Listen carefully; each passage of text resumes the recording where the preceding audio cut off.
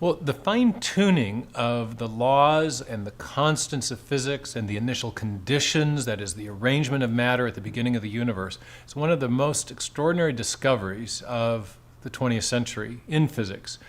It started in the 1950s with a man named Fred Hoyle, a prominent British astrophysicist, now Sir Fred Hoyle. And Hoyle discovered that the conditions that were necessary to make it possible for carbon to form in the universe were incredibly improbable, and there were many conditions that had to combine to make it possible for lighter elements, in particular beryllium and helium, to combine to make carbon.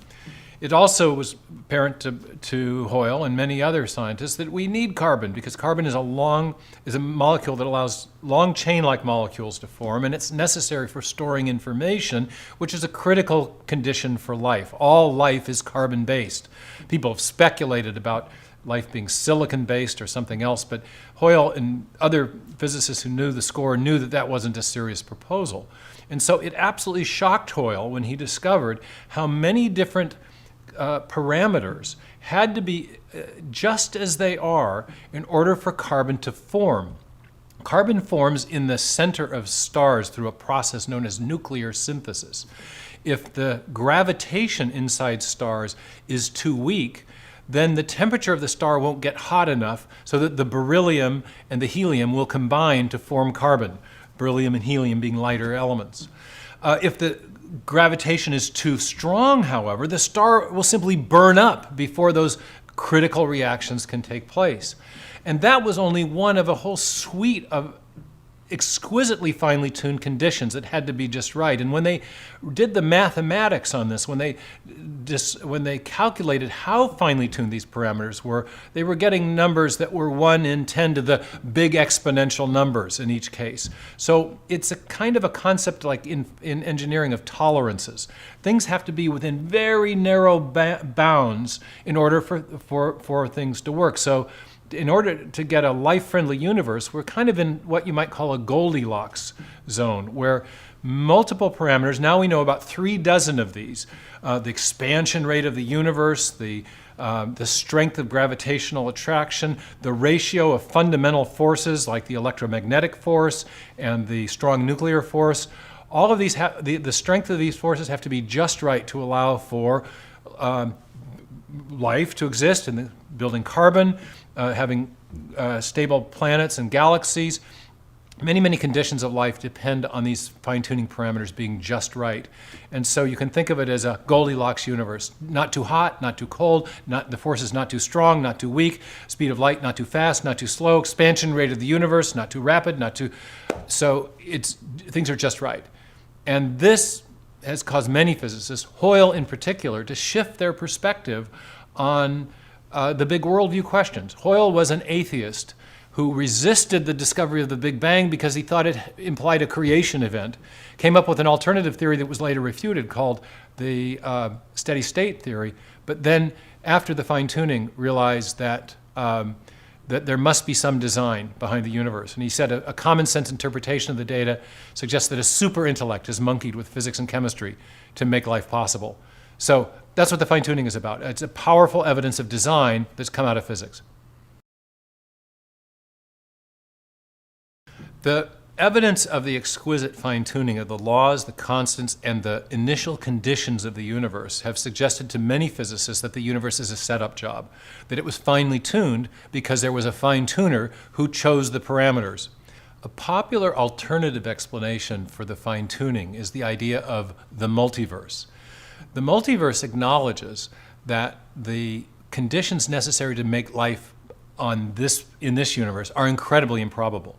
But it posits the existence of multiple billions of other universes that would, in toto, make the conditions necessary for life likely somewhere. And then there's the additional assertion that, well, we just happen to be in that lucky universe. And so the multiverse tries to expand what are sometimes called the probabilistic resources. If just one universe isn't enough to render the incredible fine-tuning probable, well then let's posit a whole bunch of others so that at some point the conditions just must have had to have arisen. Now, in order to make that explanation work, multiverse advocates realize that there needs to be some connection between these different universes. If all the other universes out there have no connection to our universe, then whatever happens in those other universes doesn't affect the probabilities in our universe.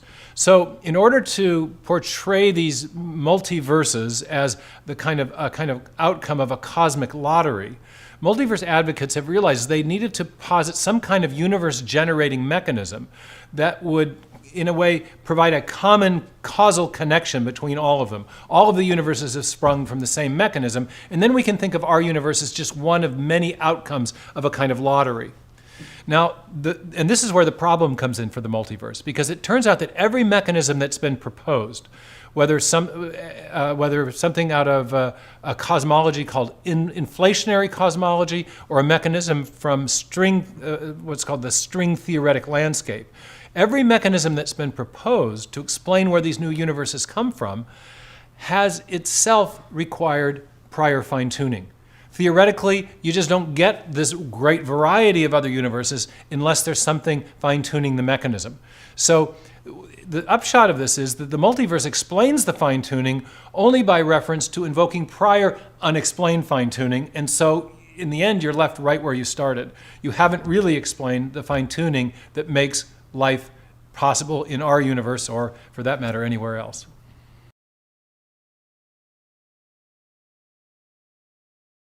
One alternative explanation for the fine-tuning of the laws and constants and initial conditions of the universe is the idea known as the weak anthropic principle.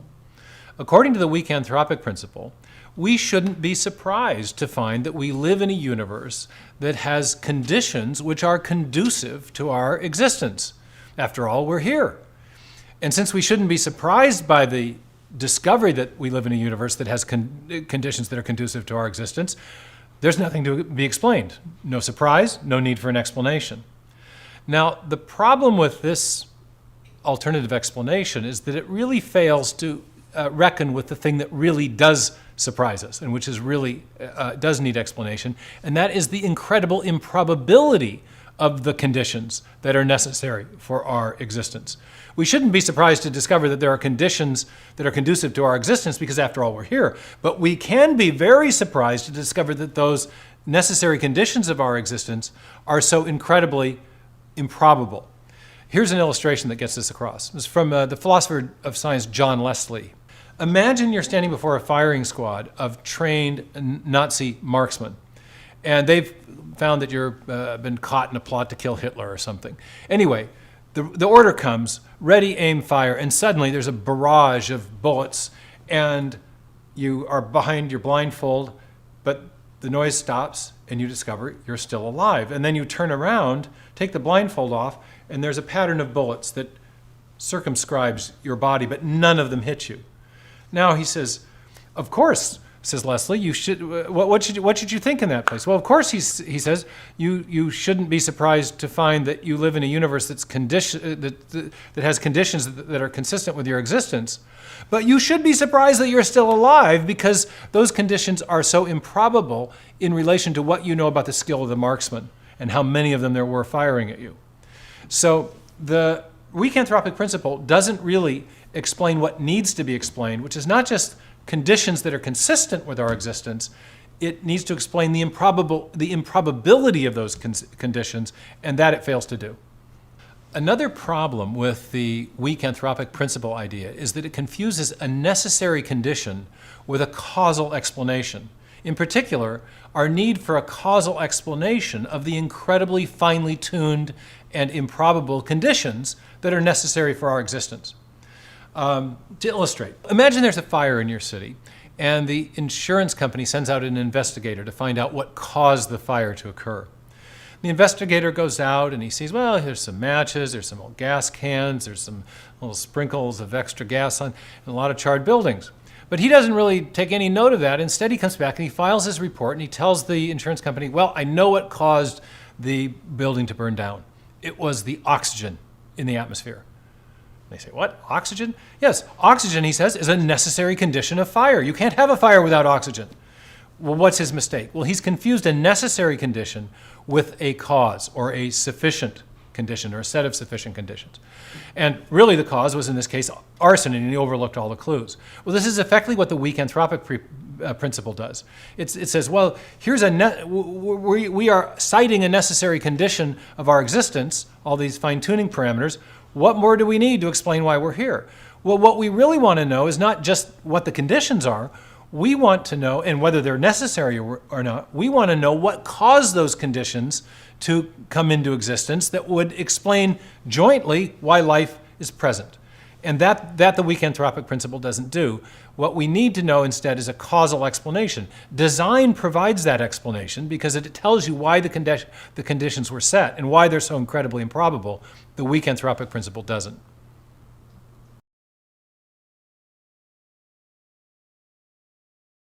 One of the great discoveries of the 20th century that has challenged materialism as a philosophy at a fundamental level is the discovery that the universe had a definite beginning.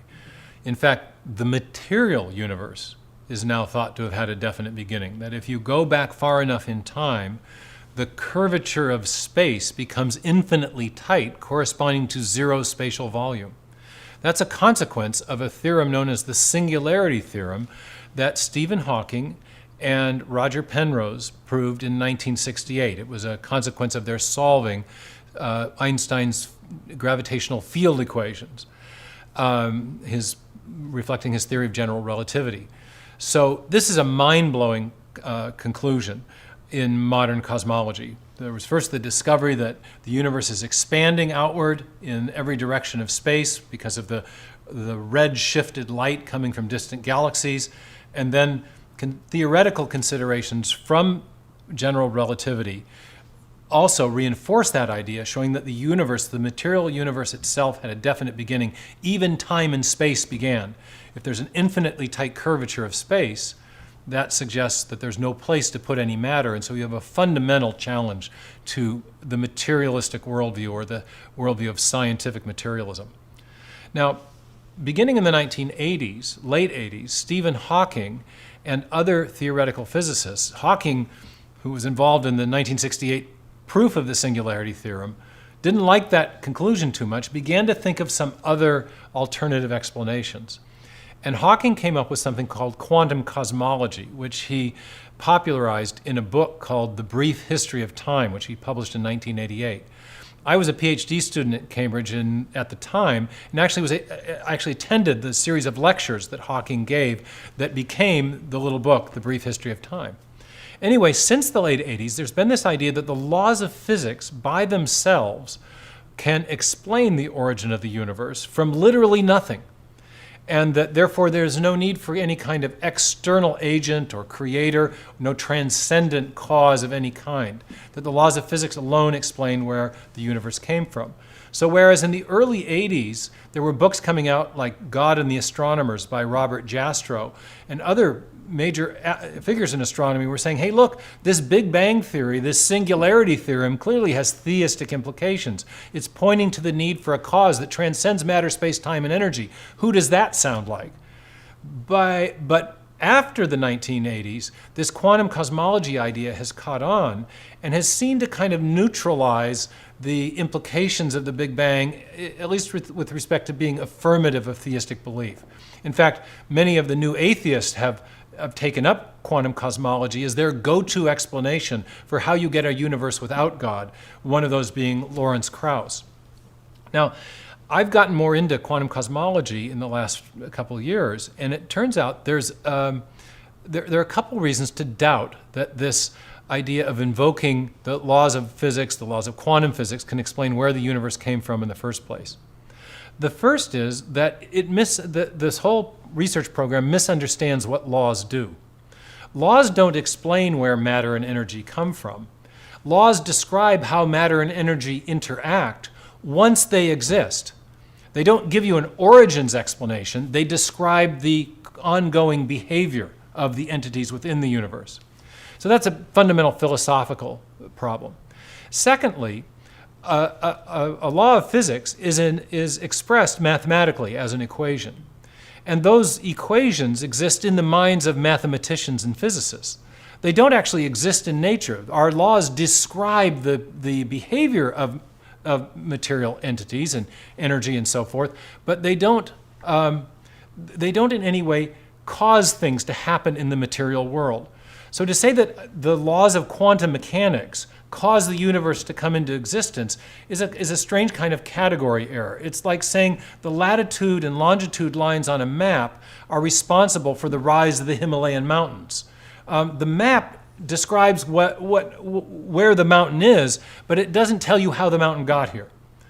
Now, there's one final problem, and this is the one that I think is most profound.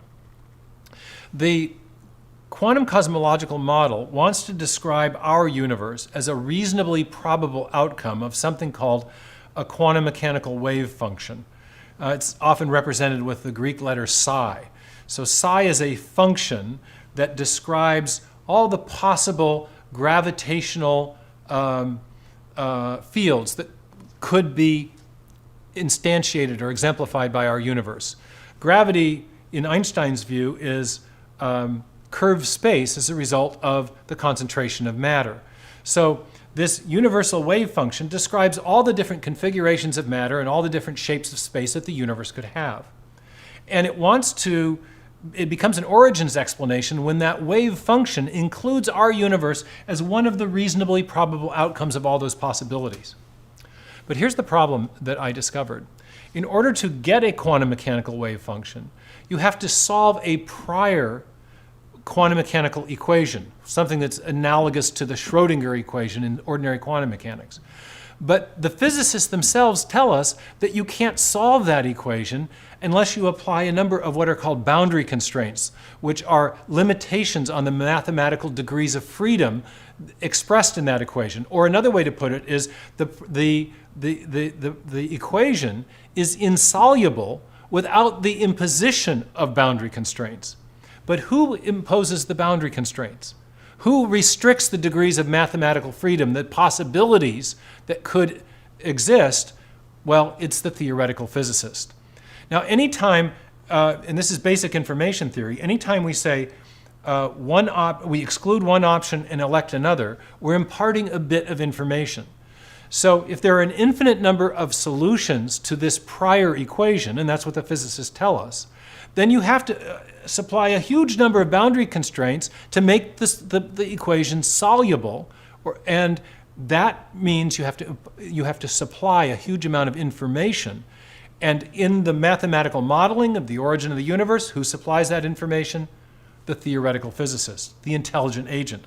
So even in cosmology, it now appears that there's an information problem that's only solved in our modeling by an intelligent agent choosing some boundary restrictions, boundary constraints, and limiting the mathematical degrees of freedom in various ways to generate a wave function that includes our universe as a reasonably probable outcome. So you've got multiple problems with this quantum cosmology, but the deepest one is that it's actually modeling the need for information to give you a finely tuned universe.